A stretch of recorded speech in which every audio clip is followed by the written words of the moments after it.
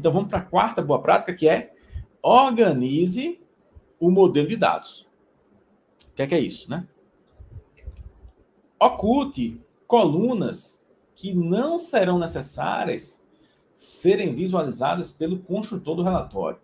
Então, quem vai construir o relatório, como eu falei, essas 3 camadas aqui podem ser feitas por pessoas diferentes. ETL, dataset, modelo e relatório. Então, o cara que vai construir o relatório pode ser um cara da área de negócio, pode ser um usuário de self-service BI, ou pode ser outra pessoa da equipe de análise de dados. Então, esse cara aqui, ele precisa, por exemplo, vamos aqui no modelo. Ele, normalmente, né, quem vai fazer o relatório não precisa de ID. ID do cliente. Normalmente, isso não precisa ir para o relatório, né? Então, eu posso ocultar isso aqui. Fechar o olhinho dele. Então, quando eu oculto, isso aqui não vai para a camada de relatório. Na de produto, a mesma coisa. E assim poderia fazer com qualquer outra coluna que está aqui, só que não precisa ir lá para o relatório. O construtor do relatório, né, o cara que vai fazer o relatório, não precisa ter acesso a essa coluna. Você pode ocultar ela aqui no seu dataset. Aqui eu estou ocultando algumas de exemplo aqui, tá? Nesse caso aqui de ID. O ID do representante também. Né? Outra coisa, medidas auxiliares, né? Às vezes, né, tem uma medida que serve como input para outra medida. Né? Tem medidas auxiliares. Essa medida auxiliar, o cara vai usar no relatório? Não, né? Porque você só criou ela para chegar em outra, tá? Então, você oculta ela também. Vamos supor aqui que essa desvio meta, vamos supor que essa desvio meta foi uma medida auxiliar para chegar em outra. Você vem aqui e oculta ela. Eu ocultei ela. Então, quando esse carinha aqui, for fazer o relatório, ele conectar nesse dataset, ele não vai enxergar nem essas colunas, nem essas medidas. Né? Então, isso é boa prática também. O que mais? Tem aqui, vamos ver. Aqui, medida auxiliar, né, que eu falei. Organize medidas em pastas. O que é isso? Né? Então, a gente pode organizar essas medidas aqui por pasta. Vamos criar aqui medidas faturamento. Então, tudo que for medida relacionada a faturamento, eu vou colocar em uma pastinha. Então, vou selecionar esses 3 aqui. Com Ctrl, segurei Ctrl. E vou aqui em pasta de exibição e vou chamar aqui de medidas faturamento. Vou dar um Enter. Olha aí. Tá aqui, ó. Olha aí como organiza. Medidas faturamento. Tá aqui, ó. Organizadozinho, né? Aí poderia ter N pastas, né? Medidas meta. Medidas relacionadas a meta. Esse aqui é o desvio meta. Formato com de meta, soma meta. Vamos chamar aqui. Medidas meta. E aí pode ter medidas relacionadas aos clientes, né? Medidas clientes. Tem lá 4 medidas que são relacionadas à análise de cliente. Pode chamar lá medidas cliente e coloca elas dentro da pasta. Tá? Aqui eu estou botando de exemplo, tá? Mas você deve organizar essas medidas em pasta. Outra coisa, insira descrição nas medidas. Né? Que é isso? Por exemplo, vamos ver aqui o faturamento. Eu quero dizer uma descrição. O que significa?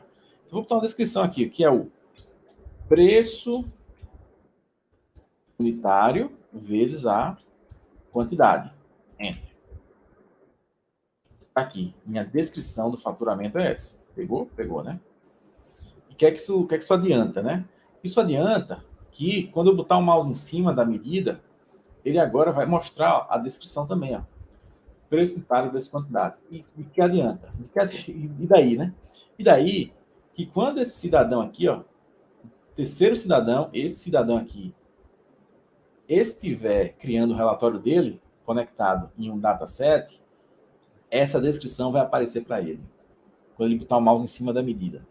E aí ele não vai precisar te ligar para perguntar sobre essa medida.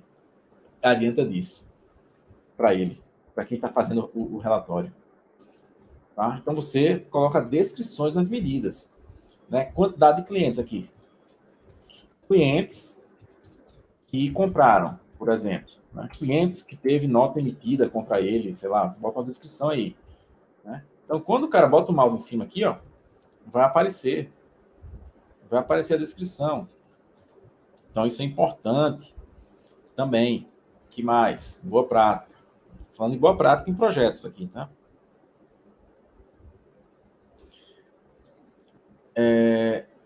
Para colunas, também, descrição para coluna, formatação e categoria dos dados. Então, vamos ver aqui. Então, para a coluna, a mesma lógica. Por exemplo, cliente.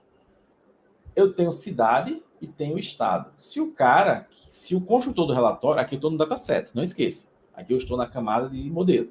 Mas se na terceira camada lá de relatório, estou supondo que são pessoas diferentes, tá? Que vão trabalhar nisso. O cara quiser fazer um mapa aí, com estado e com cidade. Do jeito que está aí, ele não consegue fazer.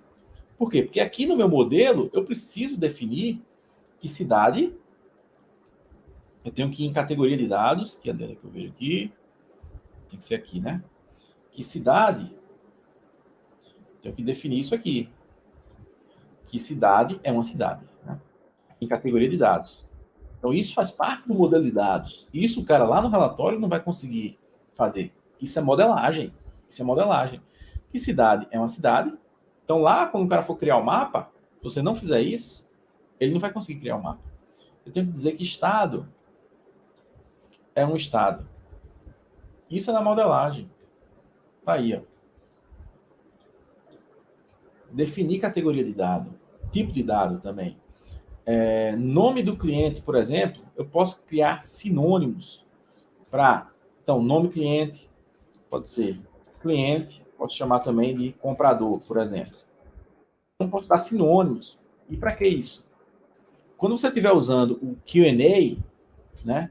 Estiver usando lá o perguntas e respostas, ele leva em consideração esses sinônimos aqui também. Então, se eu chamar comprador, quando eu escrever comprador, ele vai entender que é o cliente.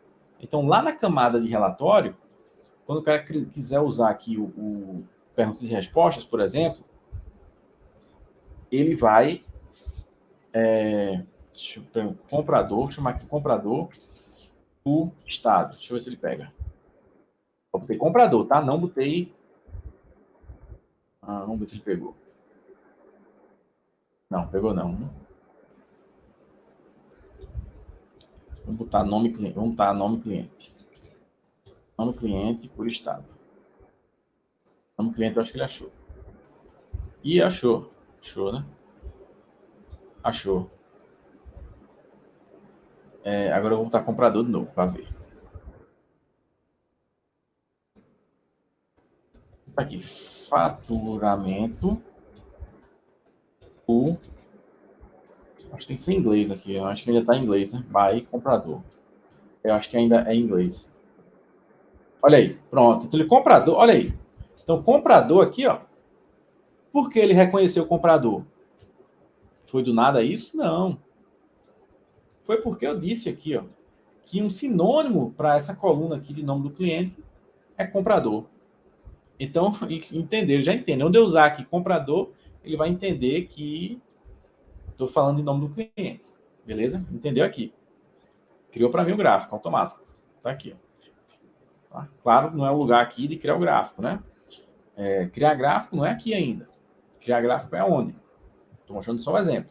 Criar gráfico é nessa terceira camada. A gente ainda está na segunda. O que é que tem mais aqui na segunda camada? Descrição também de coluna, tá? Então, também pode botar descrições aqui para as colunas, né?